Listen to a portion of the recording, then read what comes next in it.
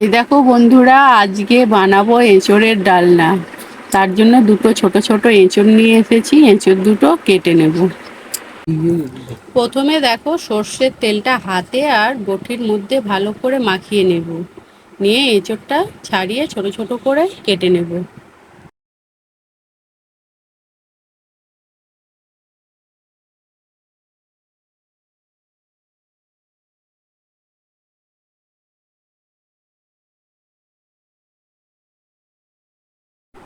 এবারে কড়াইটা গরম হয়ে গেছে, কড়াইয়ে দিয়ে দেব সর্ষের তেল।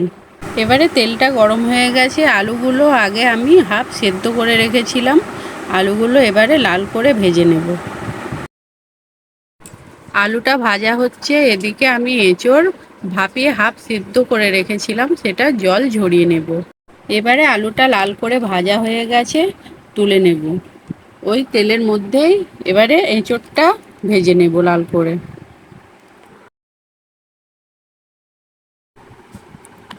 এবারে এঁচোড়টা লাল করে ভাজা হয়ে গেছে, তুলে নেব। এবারে আবারও দিয়ে দেব কড়াইয়ে সর্ষের তেল। তারপরে ফোড়নে দিয়ে দেব অল্প গোটা জিরে, একটা তেজপাতা আর একটা শুকনো লঙ্কা। বেটে রেখেছিলাম আদা আর চারটে কাঁচা লঙ্কা। মশলাটা দিয়ে দেব, দিয়ে কিছুক্ষণ কষিয়ে নেব। এবারে দিয়ে দেব অল্প জিরে গুঁড়ো, অল্প হলুদ গুঁড়ো আর অল্প কালার লঙ্কা গুঁড়ো, দিয়ে মশলাটাতে অল্প সামান্য একটু জল দিয়ে দেব, দিয়ে ভালো করে কষিয়ে নেব।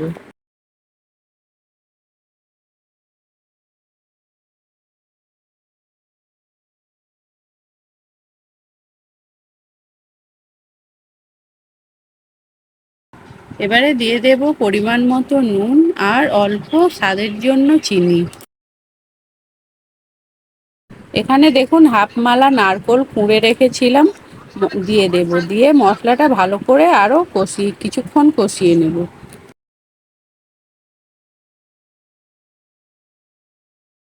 এবারে মশলাটা ভালো করে কষিয়ে নিয়েছি, ভেজে রাখা আলু আর এঁচোড়টা দিয়ে ভালো করে কষিয়ে নেব। এবারে দেখুন ভালো করে কষিয়ে নেওয়া হয়ে গেছে, দিয়ে দেব পরিমাণ মতো জল, দিয়ে দুটো কাঁচা লঙ্কা চিড়ে রেখেছিলাম দিয়ে দেব, দিয়ে চাপা দিয়ে দেব। এবারে দেখুন আমাদের নারকোল দিয়ে এঁচোড়ের ডালনা রেডি হয়ে গেছে, এবারে নামিয়ে নেব।